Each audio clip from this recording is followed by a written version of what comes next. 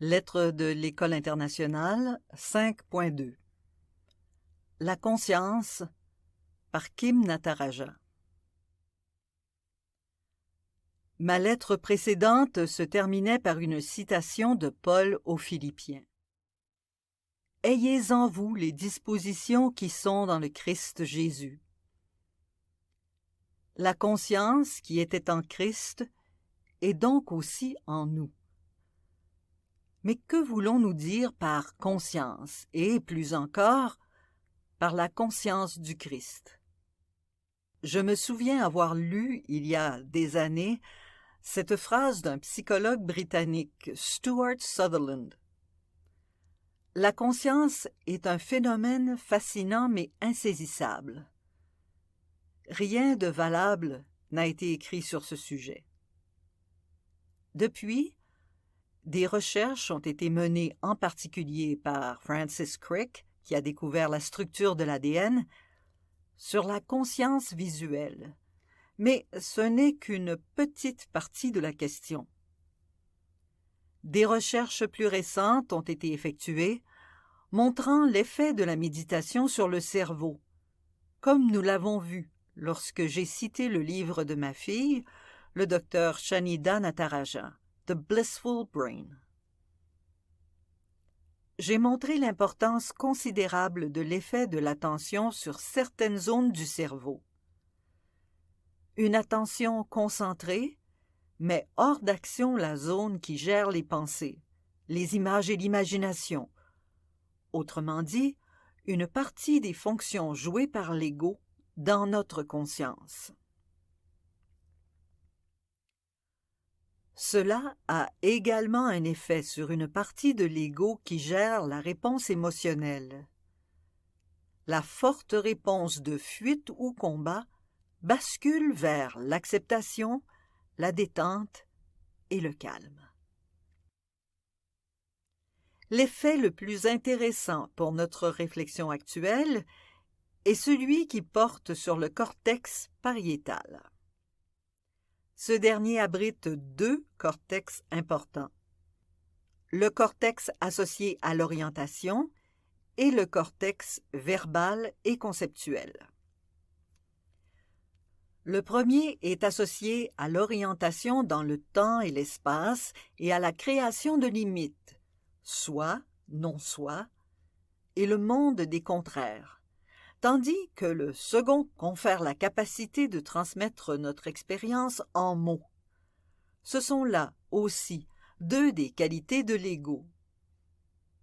Une attention concentrée produit une diminution de l'activité du cortex pariétal, ce qui entraîne une diminution de ces deux capacités. Et cela explique pourquoi nous perdons alors le sentiment d'une identité séparée. Le temps et l'espace sont abolis, et tous les contraires s'unifient.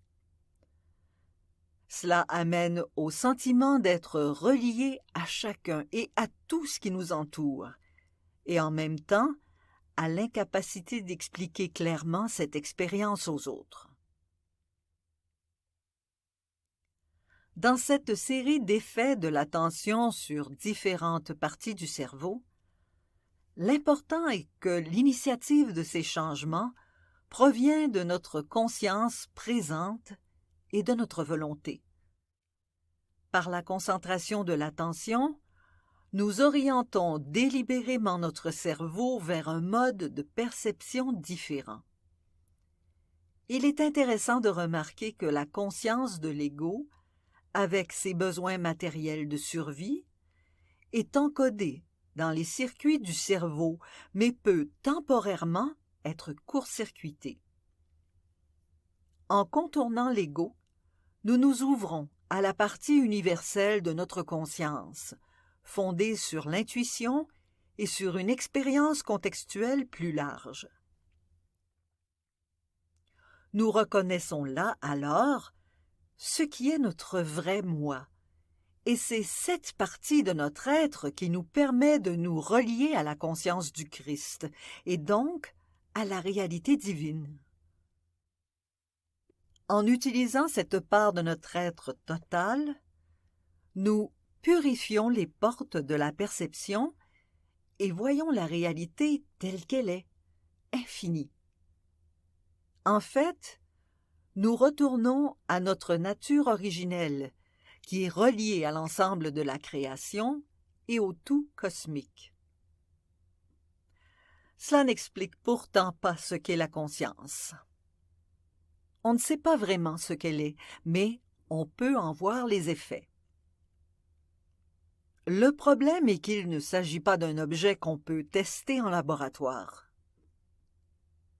Il s'agit d'une chose qu'on ne peut que ressentir, et nous avons vu la difficulté de mettre cette expérience en mots.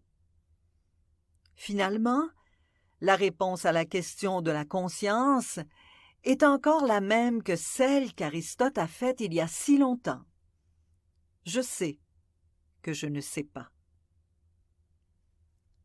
La tradition mystique ne peut qu'indiquer ce qu'est cette expérience, et on ne peut tenter d'expliquer ce qui a été vécu que par de multiples descriptions. Être enveloppé d'amour, entouré de lumière, se sentir uni à tout ce qui nous entoure, sont quelques expressions qui viennent à l'esprit. Elles ont en commun un sens intuitif de l'unité avec le cosmos, accompagné d'un sentiment d'émerveillement et de recueillement. Jésus lui-même a également dû recourir à l'usage d'analogies et de paraboles pour essayer d'expliquer son expérience personnelle du royaume des cieux, l'expérience de la présence divine. Tout ce que nous pouvons faire, c'est persévérer dans l'engagement fidèle à la discipline de la méditation qui, à divers moments de notre parcours spirituel, nous donnera un aperçu de ce qui nous attend, jusqu'à ce que nous ayons totalement purifié nos émotions pour entrer plus souvent en présence de Dieu. Mais comme Jésus après la transfiguration, nous devrons alors descendre de la montagne pour le service de l'amour envers tous.